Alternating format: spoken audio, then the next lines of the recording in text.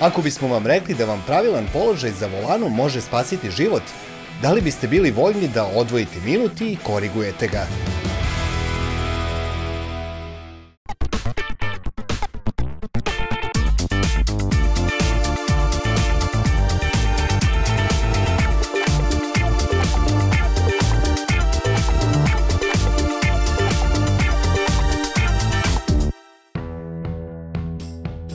Udaljenost sedišta od volana može direktno uticati na sposobnost manevrisanja i preciznost reakcije u kritičnim situacijama. Ukoliko se previše udaljite, nećete moći dovoljno snažno da pritisnete kočnicu. Ako ste pak previše blizu, mnogo je lakše zadobiti povrede prilikom sudara.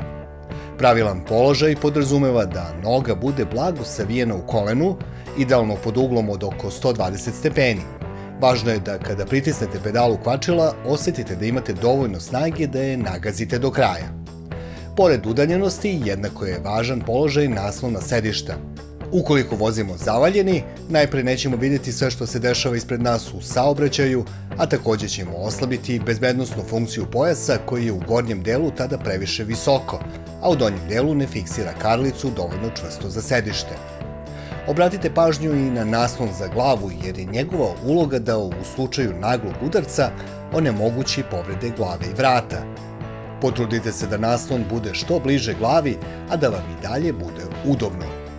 Kada je u pitanju držanje volana, također je važno da ne budete ni preblizu ni predaleko, upravo zbog sposobnosti okretanja volana u željenom smeru i održavanja kontrole nad upravljačkim sistemom. Opšta preporuka je da udaljenost od volana odredite tako što ćete prisloniti koren šake na vrh volana, ali tako da vam ruka ostane blago opuštena u laktu, nikako skroz ispravljena. Potpunu kontrolu možete imati samo ako volan držite obema šakama, s palčevima prislonjenim na volan. Preporučeni položaji su 10:2 ili 15:3. Ovo je vrlo važno i zbog toga što u slučaju otvaranja vazdušnog jastuka možete izbeći povrede i prelome koji se dešavaju kada vozite jednom rukom.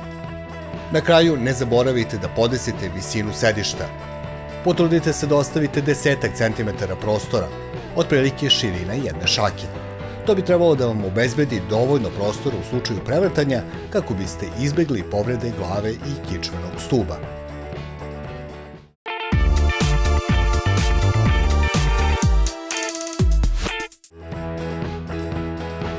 Sada kada ste podesili sedište, u idealnom ste položaju da podesite i retrovizore. Unutrašnji retrovizor uhvatite obema rukama i podesite ga tako da vidite ceo zadnji prozor i naravno kroz njega i put. Sada se nagnite blago na levu stranu i pogledajte u odraz levog retrovizora. Podesite ga tako da dobijete što širi ugao gledanja, a da u odrazu tek nazirete zadnji kraj vašeg automobila.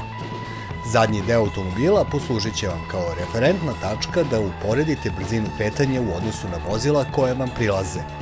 Isto pravilo važi i za desni retrovizor. Nagnite se blago na desnu stranu i ponovite postupak. Vodite računa da retrovizori treba da budu podešeni tako da u svakom trenutku možete vidjeti vozilo koje vam dolazi s leđa u najmanje jednom retrovizoru.